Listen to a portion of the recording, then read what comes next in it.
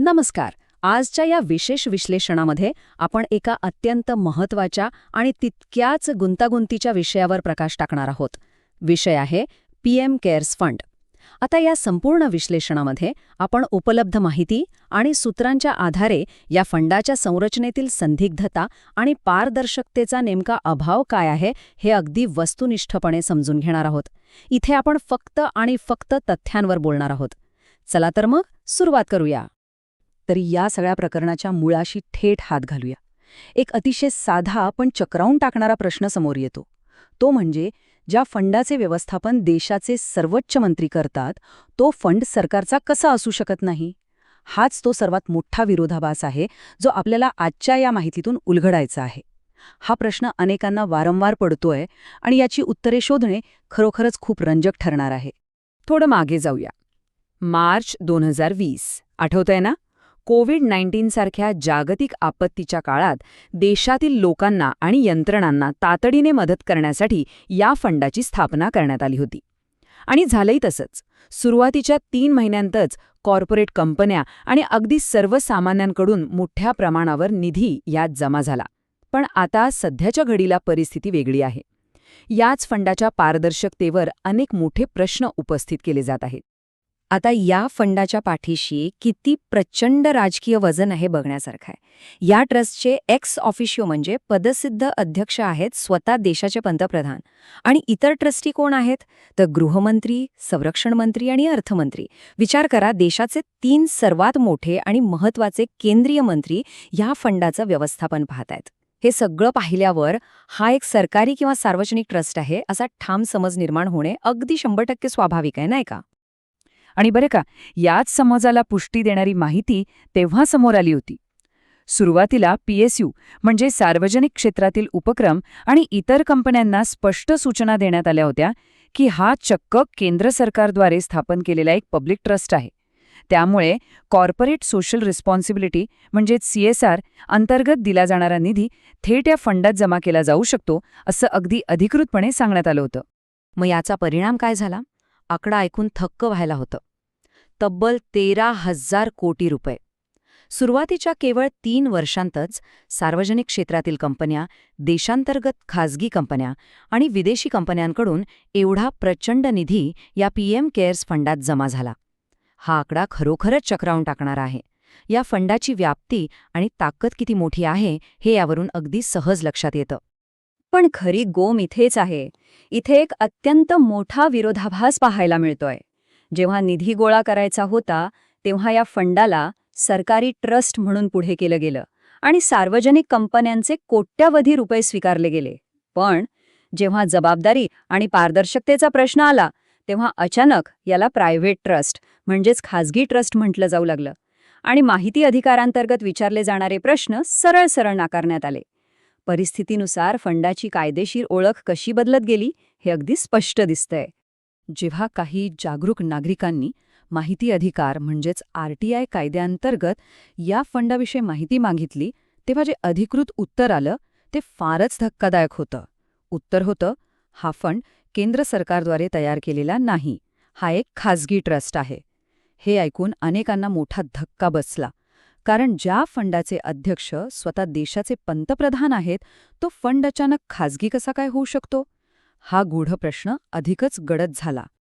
आता ह्या प्रायव्हेट ट्रस्टच्या दर्जामुळे लोकशाहीतील पारदर्शकतेचे मार्ग कसे बंद झालेत हे खरोखरच विचार करायला लावणारे आहे. केवळ RTI अर्जच नाकारले गेले नाहीत, तर पंतप्रधान कार्यालयाने लोकसभा सचिवालयाला चक्क असे निर्देश दिले की ह्या फंडाशी संबंधित कोणतेही प्रश्न विचारले जाऊ नयेत. थोडक्यात सांगायचं तर जे आपले प्रतिनिधी आहेत म्हणजे संसद सदस्यांना किंवा खासदारांनाही ह्या फंडाबद्दल संसदेत प्रश्न विचारण्यास सक्त मनाई करण्यात आली. ह्या सगळ्या प्रकारामुळे एक अत्यंत कळीचा प्रश्न निर्माण होतो जो अनेक सूत्रांनी आणि विश्लेषकांनी अतिशय ठळकपणे मांडला आहे. जर हा सरकारचा ट्रस्ट नाहीये, जर हा खरोखरच खाजगी ट्रस्ट आहे आणि तो सार्वजनिक कायदे किंवा RTIच्या कक्षेबाहेर आहे, तर मग हा ट्रस्ट नक्की आहे कोणाचा? देशाचे पंतप्रधान जर एका खाजगी ट्रस्टचे अध्यक्ष असतील तर तो ट्रस्ट कायदेशीररित्या कोणाच्या मालकीचा मानला जावा? ह्याच पारदर्शकतेच्या अभावामुळे आणि उत्तरे देण्यातील टाळाटाळीमुळे अनेक टीकाकार आणि विश्लेषक आता एक अत्यंत गंभीर इशारा देत आहेत. ते या सध्याच्या परिस्थितीची तुलना नुकत्याच रद्द झालेल्या इलेक्टोरल बॉन्ड्स योजनेशी करत आहेत. त्यांच्या मते पीएम केअर्स फंड ही कुठेतरी इलेक्टोरल बॉन्ड्स 2.0 ची आवृत्ती तर नाही ना, हा संशय आता लोकांच्या मनात चांगलाच बळावू लागला आहे. पण ही तुलना नेमकी का केली जातीये हे समजून घेण्यासाठी एक विशिष्ट शब्दप्रयोग समजून घेणं खूप महत्वाचं आहे. तो शब्द म्हणजे क्विड प्रो को. हा एक लॅटिन शब्द आहे ज्याचा सरळ सोपा अर्थ होतो एका गोष्टीच्या मोबदल्यात दुसरी गोष्ट देणं. सर्वोच्च न्यायालयाच्या आदेशानंतर इलेक्टोरल बॉन्ड्सच्या बाबतीत ज्या पद्धतीचे गंभीर आरोप समोर आले ते नीट समजून घेण्यासाठी हा क्विड प्रो कोचा सिद्धांत माहिती असणं अत्यंत आवश्यक आहे. इलेक्टोरल बॉन्ड्सचा तो सगळा डेटा जेव्हा सार्वजनिक झाला तेव्हा जो कथित भ्रष्टाचाराचा चक्रव्यूह समोर आला तो असा होता. पहिली पायरी म्हणजे एखादी मोठी कंपनी सत्ताधारी पक्षाला इलेक्टोरल बॉन्ड्सद्वारे अतिशय गुप्तपणे कोट्यावधींची देणगी देते. आणि दुसरी पायरी, त्या बदल्यात त्या कंपनीला भरघोस सरकारी कंत्राटे मिळतात किंवा CBI, ED सारख्या केंद्रीय संस्था त्या कंपनीविरुद्ध सुरू असलेली कारवाई अचानक थांबवतात. आणि हे अतिशय उत्तम प्रकारे स्पष्ट करतं ते हे एक ठळक उदाहरण Megha engineering and infrastructure limited ह्या कंपनीचं.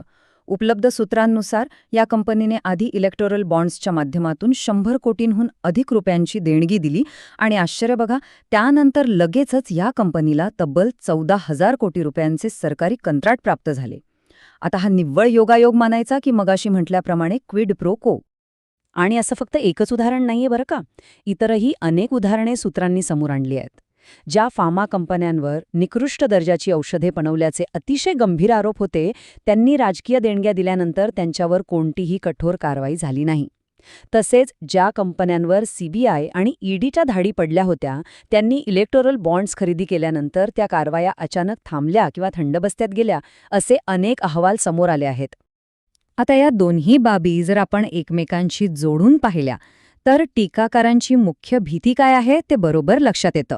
पीएम केअर्स फंडाभोवती जी संपूर्ण गोपनीयता पाळली गेली आहे त्यामुळं अशी रास्त शंका निर्माण होते की हा फंड सुद्धा याच प्रकारच्या क्विड प्रो को म्हणजेच देवाणघेवाणीसाठी आणि कॉर्पोरेट फायल्यांसाठी वापरला तर जात नाहीये.